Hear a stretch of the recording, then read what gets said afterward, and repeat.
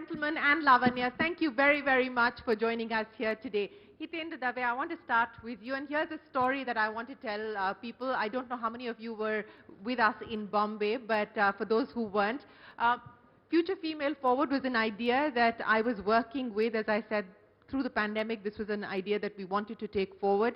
And I happened to be on a flight, and Hitendra Dave happened to be sitting next to me, and he asked me, he said, what are you working on? And I said, I have this germ of an idea. We want to put together this women's collective, and we want to create this into a pan-India movement, and we want to have all stakeholders on board. And he said, sign me up. And I thought that, like people have these conversations and they forget about it, but he sent me a message and he said, look, you talked to me about this, so when are we doing this? And here we are today. So ladies and gentlemen, a big round of applause to HSBC and Hitendra for following through on that. So Hitendra, that's what I want to talk to you about. The start of this conversation happened because we had a conversation, and today it is resulted in this big event that we're hosting here in the capital. Why do you believe it is so important for us to unlock the potential of women in the workforce? I think, see, there's a social side to it, right? I mean, you want to do the right thing. You cannot have 50% of the population not getting equal opportunity or being deprived despite being merit, to the point that the earlier panel made. But I have, I shouldn't say just I think we felt that it is the right thing to do. Okay, I think the point has been made that this is not something good to do. This is not, you're doing some nice CSR. thing. Yeah, it's not a CSR activity at all. You have a job as the CEO to make sure that your company performs to the best it can. The only way it will perform to the best it can is when you get the full quality of ideas, a better quality leadership, or a better quality workforce. So the whole piece is all, according to me, it's the right thing to do, but that's a byproduct. You have a job to deliver the goods, and having a diversified workforce helps you absolutely, and anybody who's managed men and women will realize that if it's 100% women, you will still be denied that diversity. So it's about diversity of ideas, diversity of thinking. Yeah. It is about diversity and it is about inclusion. Lavanya, I want to come to you. You're today Vice Chairman of Nalli. It's a almost, 93-year-old organization, and there were only 2 women till 2015. Your father's secretary and you were the second woman that joined the company. Take me through your journey and how you now see this issue of being able to bring more women into the workforce, into the organization that you're a part of. Thank you. So that was 2005, so a while ago. But yes, there were only 2 women, and clearly my father's secretary before me. And the long story short was, it was accidental. I entered it because I didn't know better, and I entered the family business. I didn't know better. I was met with sort of tolerance, and that worked out in my favor. And I think it really was a matter of perspective, because I made a lot of mistakes, learned from those mistakes, and then spent my career 7 years outside of the family business, and came back into it for my second stint. And now I think, having had that experience, some of the things that I'm doing is having a little more structured approach. There are clearly certain programs that we know work well. Mentorship is one. Women mentoring women, men mentoring women, more than mentors, sponsors. And I think also just having a very clear profile and having a very clear mandate to say that, look, this matters. We would like to have X% of our workforce women, right? Across functions, across... Have you put a number down? When we started, I put that number down, and I started the e-commerce business, and I think we should be at 50% now, and that's across all of the functions, right? My head of marketing is a woman, my finance controller is a woman, we've got them in the inventory and shipping and packing and across all the lines. So I think it's, sometimes you put a number onto it and then it happens. Yeah, no, and a big round of applause to Lavanya, but you think that any of this would have happened if it was not you in the decision-making role? It's interesting. I wonder about that, but I'm glad that it was me.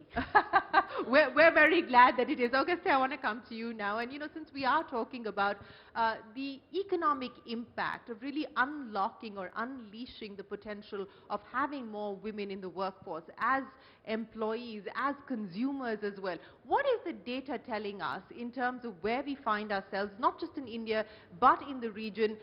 What are the missing links? What are the big gaps that need to be addressed? Thank you, Shireen. Thanks for raising this economic aspect. And, I enjoyed listening to the previous speaker's point on the fact that bringing women into the labor force is the right thing to do. There is an equity aspect to it. But thanks for giving me a chance to mention the economic aspect, because we're losing a lot. The world is losing out on tapping our own potential. Around the world, there are more than 150 countries that still have barriers to women's ability to work, to have assets, and to make use of their God-given talents. In the region, India is doing very well, for example, on opening access to a bank account to women, but many countries are not doing that yet in the South Asia region. And, if you include India among emerging market economies, you'll see that when it comes to female labor force participation, we're not doing great. In fact, India is doing less than the others. Why is that? So the answer is, it is not enough to give access to bank account to women. It's good, it's a good step, but you want to bring them into the labor force. We looked at some numbers. The world could increase all of us, men, women, our income per capita by 20% just by allowing women to work as much as men. India could grow at 1.2% more than it's currently growing just by catching up with emerging market economies in terms of women's ability to work. India's female labor force participation could catch up at 50%, which is not high. Men are 80%. But just bringing women at 50%, which is the world average, will allow India to grow at 1.2% more and perhaps reach the 8% GDP growth that is needed for India to become a high-income country by 2047. So the numbers are clear. You can't achieve these ambitious goals if you're leaving out, half of your potential off the road. Now, it's not just about growth, it's also about well-being. When women work, children are better educated in the household. Family health improves. We all become healthier. Companies are better run, as we heard. So there are a lot of benefits to get out of female labor force participation. And just to close, there is also the quality of what we get out of the economy. When women work, growth is of a better quality. It's not just about the level of growth. It's about the inclusion of growth, inclusiveness of growth. It's also about how growth contributes to more macro stability. So if you want to push up growth without allowing women to work equally as men, then it means you're putting pressure on other resources, such as capital, such as productivity. And these are very expensive. And when you do that, you create inflation. So if you want growth that is not inflationary, you want to put emphasis on what you have already invested in, which is human beings, human capital, and education that is already lying in women. Well, this is what central banks and central bankers should also be focused on, along with the government, given the high inflationary environment that we're currently living in. But Suresh, Narayanan, I want to understand from you, because as Nanalal Kidwai pointed out, a company like yours has made strides. A company like yours has been able to cover the ground and cover the distance. How have you been able to do that? What has been the biggest obstacle, the biggest challenge? Thank you, Shireen. Thank you for having me. And you have tempted me with all this poetry for me to quote Doha of Kabir. And Kabir said it in a different context, but it applies to women as well. He said, "Jati na poocho sadhu ki, pooch lijiye gyan, mol karo talwar ka, pada rahen do myan." He said this about the sadhus. Look at their knowledge, don't look at their caste. Forget the scabbard and look at the sword. I think in women's empowerment in the workspace we're talking today, I go back to this very unemotional argument of economic necessity. I mean, forget all this that Meri Ma was a woman, my granddaddy was a woman, all that is fine. The fact is that you're losing out big time in terms of the economic growth potential. At Nestle, we have always been friendly. We've always prided ourselves in being one of the best workplaces for women to be in. So I started with a simple vision that can I start with the board at 50%. We achieved it. And I think I'm very proud of it, because if I've done that with the board, today with the rest of the employees, I'm at 25%. Not delighted about it, but at least some progress has been made. And what I'm most proud about is that we have a factory, our 9th factory in Sanand in Gujarat. 60% of that factory are women. I want to prove a point that in manufacturing, just as in financial services, in healthcare, in different segments, it's possible for women to succeed.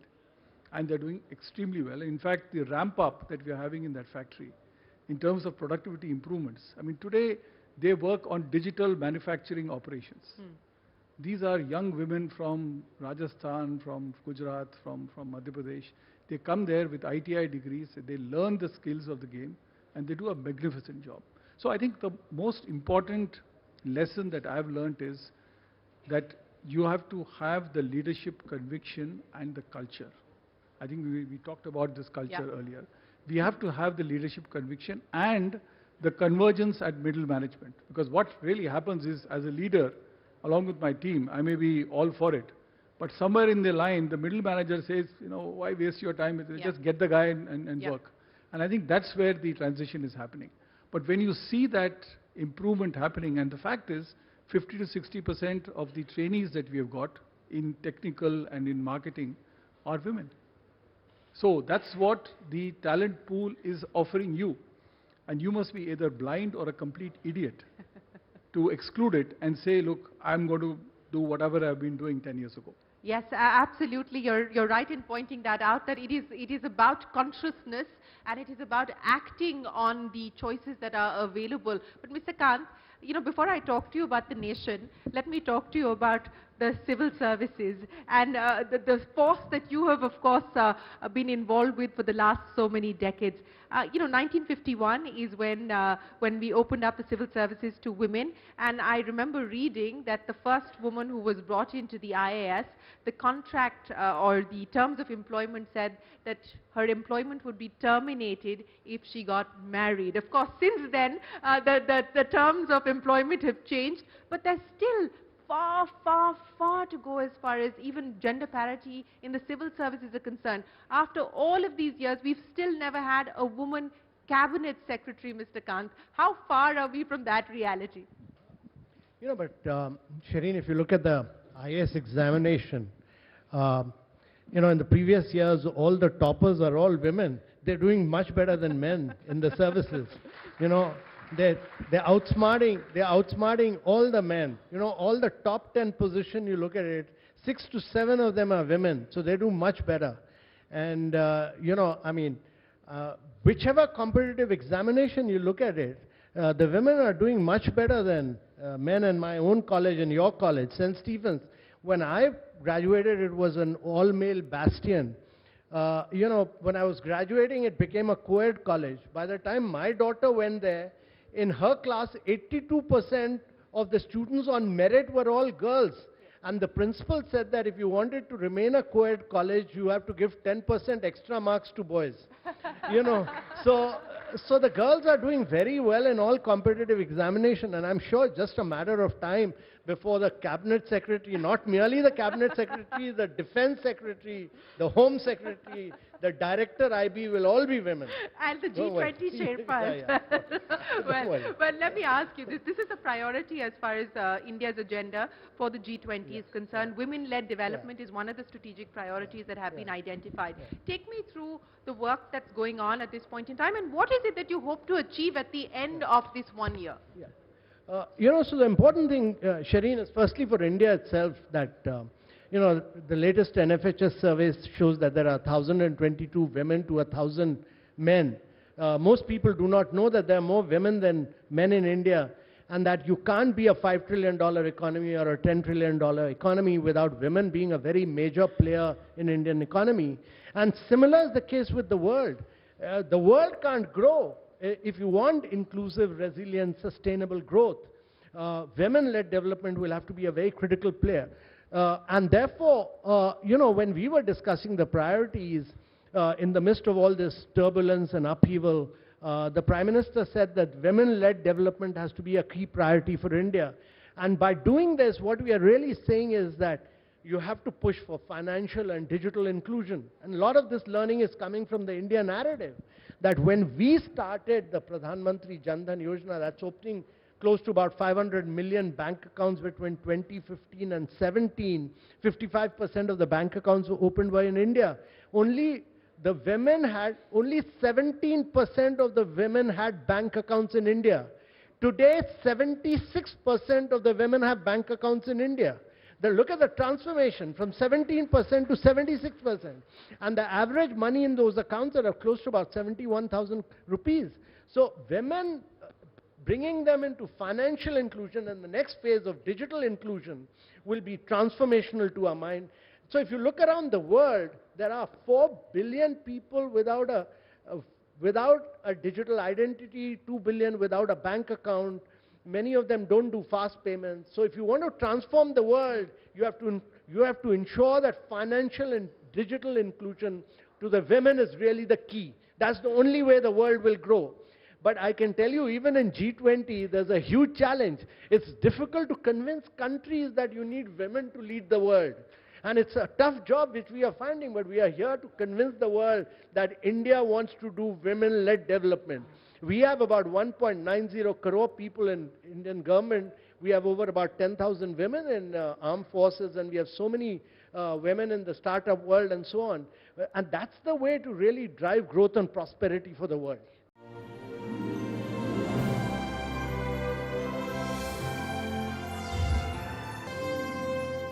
Romal, you know, at Deloitte, I also know that this has been a priority to bring in parity as far as the workforce is concerned. But, you know, in the conversations that you're having with clients, etc., how are they approaching this as the smart thing to do, as the right business thing to do? Yeah. Thanks, Shireen. I think we are in the professional services world. What we really do is provide solutions. And over a period of time, what we've really seen is that we spoke about diversity of views, but diversity of the solution to help a client. And where we have teams of women participate as well, I think the ideation and the implementation is much better. The second part is we're all great at maybe giving good strategy, but the change management of making it actually happen is a significant challenge as well. The third, which we are working with corporates, is what we call as unconscious bias. We all have biases, and what we are bringing in is really bringing in technology, right, to identify what kind of biases are there in an individual, in an organization, all right, and using AI, ML and learning programs to say, how do we sort of achieve that? So these are a few things that as Deloitte, and I'm very happy, you know, when we talk about Deloitte globally, the chair is a woman. Yeah. Our largest business, consulting, there's a $30 billion business, is led by a woman. And we have something called the Deloitte 30 Club, which is India is included, where 33% of our leadership is all women. And our firms become much better, and you can see the cheer there, all the Deloitte women. It's because of them that we've become a better place to work. Well, that I can vouch for. That I can certainly vouch for. But Lavanya, you know, that's a very important point that Romal brought up there, and this unconscious bias that he speaks of, and I think that permeates across different levels within the organization. As a leader today, you know, as you make this transition of bringing more women into the workforce, of creating an equal opportunity workforce, what has been the big challenges that you've had to deal with, and how are you going about dealing with this issue of the unconscious bias as well? Because, you know, in your own words, your family indulged you or tolerated your decision to come into Nalli. Yes, so I think you've got to attack the problem from all sides, right? Like, there is no silver bullet. But the first thing, and I always believe, is that you can only manage that which you measure. So it starts from measuring it, right, at all levels. And just see the numbers for what they are, good, bad or ugly, because only then can you make a conscious and intentional effort, and you can see whether that's tracking or not, right? Mentorship programs is one that I've already spoken about. Trainings, whether it's diversity, inclusivity training, unconscious bias training. I think there's also something to be said for women step out of the workforce at very predictable points, right? So they have these major life transitions, and it's almost like you can map it out and you know that, okay, when that hits, they're likely to take a step back from career. The question then becomes, what is it that us in positions of authority and power and influence are doing to ensure that it's just a step back, but then we're bringing them back, right? Because when women come back into the workforce, they should have an encouraging environment, not an apathetic, not a hostile environment, but an environment which basically says, yes, this is part of the course. You know, it's part of the course. We know that you're going to take a step back. We know that you're going to come back in. And by the way, this is a related statistic. So I spoke about the women that we have in our inventory and warehouse systems. Men versus women, and we've seen these stats, right? If you look at the attrition, even after, if you look at the attrition of women is very, very low, right? So that's one thing that we've noticed. And if you actually do the math as a business person and say the cost of training, the cost of hiring, the cost of losing someone, you know, and then each time that they leave, you find, you've got to find a replacement, versus a woman, those numbers would actually surprise you. No, absolutely. And Auguste, you know, speaking of the interventions at this point in time, you talked about some of the barriers that continue to exist across 150 countries, and we have seen many changes being brought in, legislative changes being brought in, mandatory quotas being brought in at the board level and so on and so forth. But in your assessment for the region, what do you believe are the significant policy interventions required? Because as you pointed out that while, as Mr. Kant said, there has been financial inclusion, it hasn't necessarily translated into higher participation in the workforce. So thanks. Let me mention 3 policy areas. You hear me? Yes. 3 policy areas. So first, creating an environment that makes it easier and even possible for women to work. And this around gender-based violence. If it is not safe for a girl or a woman to leave their home and go and work, you're reducing the incentive to work, even if they're highly educated, even if they have access to a bank account. They'd rather do it on the phone and not go to work. If it is not safe for them to be in the workplace and work around men who are threatening their safety, they're not going to go to work easily. So creating an environment that makes it safer for women to work is very important. And this is not just for businesses to do. Governments have a role as well.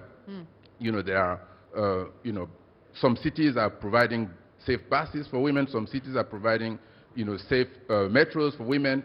Government has a role to play also in regulation, in how gender-based violence is punished and actually reported. Government have a role to do on how the police react when a woman reports something, instead of just treating her as, you know, somebody who is not credible. Take her seriously, and if you don't, then there is a punishment also for the police. So there are a number of things that the government can do in that space. The second area is to have what we call active labor market policies. Give incentive to the private sector to employ women. I mean, it's great to hear all these business leaders doing it on their own, and, you know, really chapeau to you. This is impressive, but it's not. You can't expect businesses to spend private money on something that is a public good. And I want to make a clear case here that female labor force participation is a public good. As I said earlier, it's good for all of us. We will all become richer, we'll all become happier, we'll all become healthier, we'll become safer, we'll become better led by women. So it is a global public good that women participate more in the labor force. Therefore, you expect public money to be spent to make it feasible. So active labor market policies to tell, for example, businesses, if you have a woman worker who needs to go on maternity leave, well, the government can pay for some of the costs. So you don't have, so it's not more expensive for you to employ a woman than to employ a man. You make it equal, you level the playing field. The third policy area is to help women improve their skills and their value proposition on the labor market. So to provide them with additional training. It's impressive that women are doing so well in the exam. This is superb. But when they're on the job, how do they acquire soft skills? How do they make sure that they have entrepreneurial skills. If they don't like the employer because he's a man who is not treating them well and they want to create their own business, how do they acquire the skills? So ensuring that they have the capabilities to fend for themselves and becomes the kind of leader that we want in society is also important. So all these require public intervention, public money, but it's great that there be public-private partnership to do that. You know, speaking of public-private partnership, as well as what Auguste just said, that we need to look at this as a public good. The areas that you believe the government can now focus on, for instance, some of the interventions that he just spoke of, can the government pitch in as far as maternity leave is concerned, especially for the smaller companies? Can the government help setting up good accessible care facilities which are accessible, especially again for the smaller organizations? Active labor force measures, what can the government do? You know, so Shireen, I'm a great believer that all these policy changes World Bank is advocating is going to take generations. You need to do radical things to transform women-led development within a generation. I mean, by 2047, we should ensure that 51% of the wealth creation, the job creation, everything is women-led. And that can only happen if you do radical things financially. And to my mind, the first thing you need to do is to ensure that, women who earn money, you charge them 2% less tax than men. Second thing you need to do, so that means every woman who's earning, she's charged 2% less tax than any man. Second thing, for parents, parents in India pamper boys and not girls, and therefore parents who deposit money in the name of their daughters, they get 2% extra interest rates. You will see a radical you will do wealth transformation from men to women, and you will see women taking leadership position in India. What World Bank is advocating will take next 500 years, all this. You need radical transformation. Auguste, we don't have 500 years. We need to move faster. We have 5 minutes. But let me say the following. What we're recommending can be done tomorrow. It takes political will. And here I'm moving out of India. We're talking about the world. And when we look at numbers, the political will on the part of government, including in developed countries, is not there.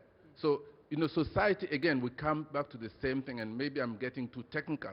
When you're dealing with things that have positive externalities for society, it is not enough to say, I want businesses to do it, I want people to do it, I want families to do it. You want to use policy to provide incentive for them to do that, or for them to disincentivize. And that's what we're talking about. It doesn't take 500 years, it takes 5 minutes.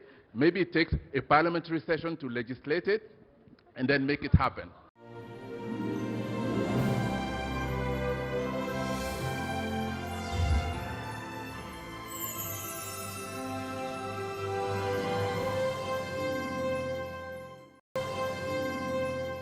Hitendra Dave, I'm going to ask all of you to play in the middle between the World Bank and Amitabh Kant. So how can we make radical change happen? I think a few things. One is tone from the top. I think even you heard the Admiral say a decision has been taken, right? So I think that's the same thing. I think organizations, families, governments, societies have to stop debating this point. A decision has been taken. I can speak for the organization that I work for. A decision has been taken. We want to be a firm which has an affirmative bias towards our women executives. So that is one. And that tone should constantly be repeated in meetings, in media interviews, in sponsorship of causes that further this. I think that's one. And it will be a slow trickle, right? To the point I think was made that perhaps it's easier at the top than at the middle, because at the middle there is fight for space, right? So that's one. Second is system of incentives. So I think you look at the whole supply chain, right? How do you get the women in? How do you retain them? How do you skill them? How do you make sure that they feel that there is a great place they can come back to after 6 months or 9 months or 1 year? All the great policies that can be there, and at HSBC that's where it is. So if anybody in the business of recruiting people is there, we do actually incentivize our partner firms to actually send more CVs of women than of men. And then we have dedicated, I'm just talking about ourselves, but I'm sure every organization has, dedicated training programs, mentoring programs, coaching programs, especially for women in that age group where there's a lot of drop off, and you make them feel that you have a very, very good future, you have a financially strong future. Inevitably you end up becoming a better mom because you're financially more secure, and then things of that nature. And then I think accelerated leadership programs, you know, making sure ratios are seen. I sadly, for someone who's talking so much, I fail my own measures on the number of women we should have in our senior leadership. So that's also an honest admission. But I think we are all committed to doing it. And I think programs such as this, agendas such as this, passionate leaders such as Mr. Kant will ensure that we get there. And I also I think this movement is on now. I think girls born in this century have a far better opportunity than, let's say, born 25 years prior to that. And I think girls being born today will definitely have better than the ones born in 2000. So the journey is afoot. I think it's great to see the level of impatience in getting it there. And then it's great to have leaders like you who are pushing this cause quite a bit. So I think we can all be very optimistic that when we meet progressively, we will all have less and less areas. Optimistic but not complacent. We cannot put our foot off the pedal. Romal, so the message that you want to send out. I think one important thing, and a lot of people mentioned, one is it's the right thing to do for business, and Mr. Kant mentioned about interest rates, right? We actually have in Tier 3 and Tier 4 cities where we help clients give access to credit, 1% lesser for women, they still make more money than the men. So it actually makes business sense, right, first. Second, as corporates and as all of that, the difference between sponsorship and mentorship. Mentorship is good guidance, coaching. Sponsorship is helping you cross the line. I think that is also extremely important. And one of the things that, you know, we have a program which we always say is, I have your back. The Ally program to actually have your back is very, because when I started my career, there were 3 women who actually helped me achieve what I've become today. They always gave me the confidence that don't worry, we have your back. And I think that's also important to have that. And the women helped you get to the CEO's position, Romal. So Absolutely. cheers to the women. Suresh, Narayanan, what the priorities that you're focusing on and the message that you want to send out? Look, I'm by nature a pragmatist, and I like to do things in sure-footed, bite-sized ways, rather than trying to take leaps of imagination. So there are 3 things for me that is extremely important. Number 1 is, I think it's been talked about, inspiration and leadership. It has to transcend me, and it has to transcend the middle management of the organization through demonstrable actions. The second piece that we're talking about is creating infrastructure, whether it's creches, whether it, you know, I've got a fourth of my workforce who are involved in sales. You know, creating simple toilet facilities at distributor points, access to better hotels is important. A woman comes back from maternity leave, she's allowed in my company to travel along with her child and along with her help at the cost of the company. Because these are the things you need to put your feet on the ground. So do this in a consistent manner. And 3, stay the course for the long term. I think what's important is, I always believe that if I can make a shift in my organization, society around me will notice it. And today I see it, because there is now, we are talking about further investments. And my own team comes up and says, I hope we are doing the same 50–60% women in the new investments that we do. And the answer is yes. So they see it themselves. So pragmatic steps, creating the infrastructure and the policies, and staying the course for a long period of time. I think these are the 3 things that I would put down. Very well said, Mr. Narayanan. And Lavanya, I'm going to give you the final word as we close out this panel on what you believe is the message that you want to send out and the single biggest priority for you. So the single biggest priority, I think, is just one for me, and it's just making sure that there's women visible at every level. And I do believe that there is something to be said for the symbolism. There's something to be said for the newer generation who are coming in, both men and women, coming into a female-dominant workforce and seeing that as perfectly normal. And I think that's going to fundamentally change mindsets by just the sheer visibility of it, Yeah. to see women at every level in leadership positions, in peer positions, and just going about their everyday life like it's perfectly normal, because it absolutely is. It absolutely is normal, and we hope that we move towards that normalcy across workplaces, across society. Mr. Kant, Hitendra, Romal, Suresh, Narayanan, Lavanya and Auguste, many, many thanks. We hope that we are able to achieve the goals and the outcomes that we've discussed here. It will take collective action. It will take courage, political and corporate, but as you pointed out, it means staying consistent. It means that we need to continue to reinforce the message. Thank you very, very much. Ladies and gentlemen, a big round of applause to our leaders who joined us here this evening.